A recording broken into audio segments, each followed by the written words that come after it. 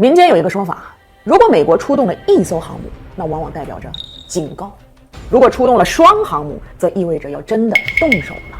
而如果一旦他出动了4艘航母，那就等于在告诉全世界，全面战争即将爆发。我在说什么？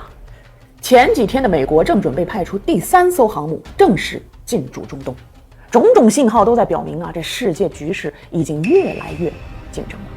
而导火索就是伊朗议会的放话，赞成封锁霍尔木兹海峡。就在全世界都在绷紧着神经等待，生怕这伊朗一怒之下就真把这片海给封了。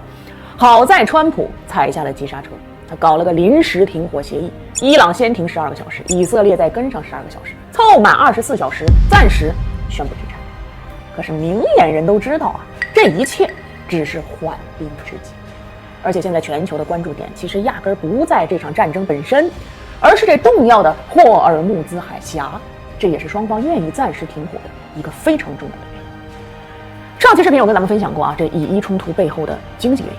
今天我们继续聊这条让美国如临大敌的霍尔木兹海峡到底是什么来头？如果真的封了，除了油价飙升之外，它还会对全世界产生哪些深远的影响呢？先解答第一个问题事实上这也不是伊朗第一次放话说要封锁海峡了。这条海峡堪称沙特、阿联酋、伊拉克、科威特等中东国家的能源出口生命线，它承载着全球1/3的海运石油贸易以及20%的液化天然气交易。一旦这条海峡被封锁，全球能源市场必将受到巨大的冲击。所以你看，这每次伊朗遇到点什么难过的坎儿了，陷入什么重大危机了，他就会对着全世界喊话：你们谁再敢惹我，我就要发疯了，我先把这片海给封掉。比如在1981到1988年，伊朗和伊拉克干仗，当时伊朗通过部署水雷、袭击油轮这些方式干扰海峡航运。再比如2011到2012年，欧盟与美国扩大石油制裁之后，伊朗的高层就公开表示如果制裁继续，将不会有一滴石油通过霍尔木兹海峡。为了展示控制能力，伊朗还举行了大规模的军事演习。然而尽管这狠话是没少说，但伊朗在全面封锁海峡这件事上却从未落实，最多也就是个局部干扰。为什么？因为伊朗心里明白，这牌只有捏在手里才有威慑力，一旦真打出去，那自己可就真成了全球公敌了。这也就说到了我所说的第二个问题：一旦海峡封锁，除了油价飙升之外，它到底会对全世界产生哪些深远的影响？首先石油那是大宗商品之母那么所有和石油相关的行业，你想一想，航空运输首当其冲吧。不管你是飞机、货车还是油轮，都得烧油吧。所以快递费、机票、运费，包括进口商品的价格都会跟着涨，甚至制造业也会受到重创。钢铁、化工、水泥、玻璃、有色金属这些行业都需要大量的石油作为原料那再举个跟大家息息相关的例子，塑料、化肥、橡胶这些石化产品一样受影响。比如你每天都在用的面包的包装袋、奶茶的杯子、手机、电脑、汽车的配件都属于它的衍生品。而且光是物价上涨还好说，对全球经济呢？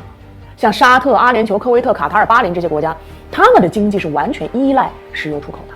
那么霍尔木兹海峡一旦被封锁，收入来源就直接切掉一大半而这些依赖中东原油进口的国家，比如印度、日本、韩国、欧洲，他们的日子也不会好过。你看这几年，从22年俄乌开打到巴以、印巴，再到现在的伊以冲突，全球几乎没有消停过。如果这个时候扩大战争，那不亚于第3次世界大战的导火索呀。那对美国来说就更不能忍了，因为这直接影响了石油美元霸权。美元之所以流向全球，很大一部分都是依赖于石油交易吧。你想想看，欧佩克的12个成员国中还有7个非中东国家，而如果一旦中东的石油出了问题，那你这石油美元还玩个毛线更麻烦的是，美国自己还是全球第1石油消费国，一天就要烧掉2000万桶原油。现在美国的通胀预期已经飙到近40年来的最高点了。要是真把这霍尔木兹给封了，物价飞升，美联储不但不能降息，可能还得加息，那美债不是雪上加霜吗？所以总结下来，一旦全面封锁海峡，伊朗相当是与全世界为敌。所以这些年伊朗是很难狠下心来真的去封锁的。这也是为什么美国宁愿拉着以色列去退一步，也要稳住海峡。但是美国会真的就此善罢甘休吗？伊朗的临界点又在哪儿呢？我想我们又要见证历史了。散会。